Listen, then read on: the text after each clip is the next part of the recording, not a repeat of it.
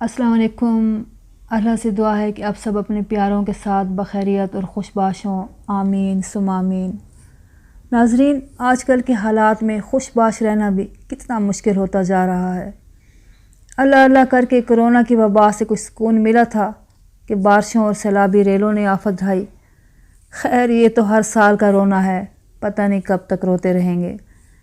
ناظرین، ایک تو مجھے اس بات پر حیرت ہوتی ہے کہ ہم اپنے مسائل حل کرنے کے بجائے ان پر واویلا مچانے پر ہی اکتفا کیے بیٹھے ہیں، بلکہ شاید ایڈکٹڈ ہو چکے ہیں کہ کوئی مسئلہ درپیش ہو، کوئی سانحہ وقوع پذیر ہو، پھر اس پر دھواں دھار بولیں، عوام ارباب اختیار پر اور ارباب اختیار عوام پر اس کا ملبہ ڈالیں۔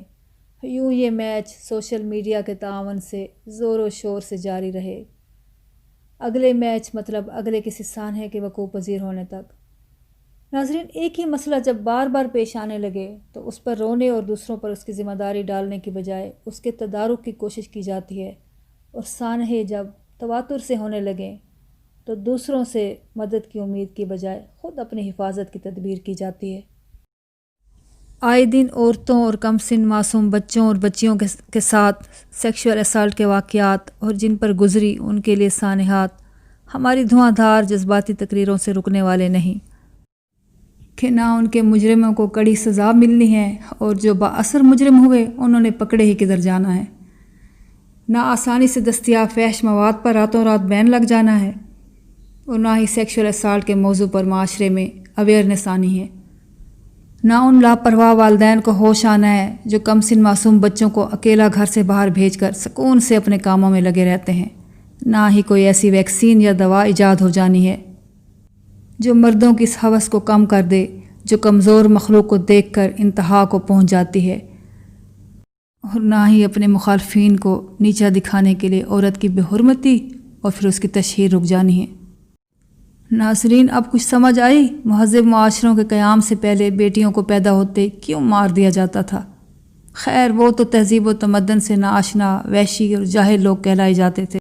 ہم تو مذہب، علم، تہذیب، ترقی، ہر خوبی سے آراستہ نام نہاد مہذب معاشرے میں جی رہے ہیں، اور آج تک عورت کو ایک انسان کی حیثیت بھی نہیں دے پائے۔ وہ ابھی تک مرد کے شانہ بشانہ تو کیا، اس سے کوسوں پیچھے کھڑی ہے۔ عورت، یا یوں کہہ لیں کہ پرائی عورت، بہت سوں کے لیے صرف اور صرف ایک کموڈٹی ہے، ایک دل بہلانے کی چیز، جب جہاں جسے زندہ یا مردہ جیسے بھی دستیاب ہو جائے۔ اگر ایسا ہے، اور واقعی ایسا ہی ہے، تو پھر ہم نے مذہب، علم اور تہذیبی ترقی سے کیا سیکھا؟ ناظرین، میری رسائی نہ حکومت کے اعلیٰ ایوانوں تک ہے، نہ قانون نافذ کرنے والے اداروں تک۔ عورتوں خصوصاً ماؤں کو یہ پیغام دینا چاہوں گی کہ خدارا اپنے بیٹوں کو ان کے بچپن سے ہی عورت کی عزت کرنا سکھائیں، نہ کہ اس کی تذلیل اور اسے خود سے کمتر سمجھنا۔ بیٹے اور بیٹی میں کوئی فرق نہ رکھیں، نہ سہولتوں کی فراہمی میں، نہ ذمہ داریوں کی تقسیم میں، کہ اچھا کھانا وغیرہ تو صرف بیٹے کو ملے اور گھر کے کام کی ذمہ داری صرف اور صرف بیٹی پر، اور بیٹیوں کی شخصیت کو مضبوط اور پر اعتماد بنائیں، سیلف ڈیفنس کی لازماً تربیت دیں کہ وہ نہ صرف گھر سے باہر بلکہ گھر کے اندر بھی سیکشول اسالٹ سے خود کو محفوظ رکھ سکیں۔ اللہ ہم سب پر رحم و کرم فرمائے، آمین۔ اجازت چاہتی ہوں، اللہ نگہبان۔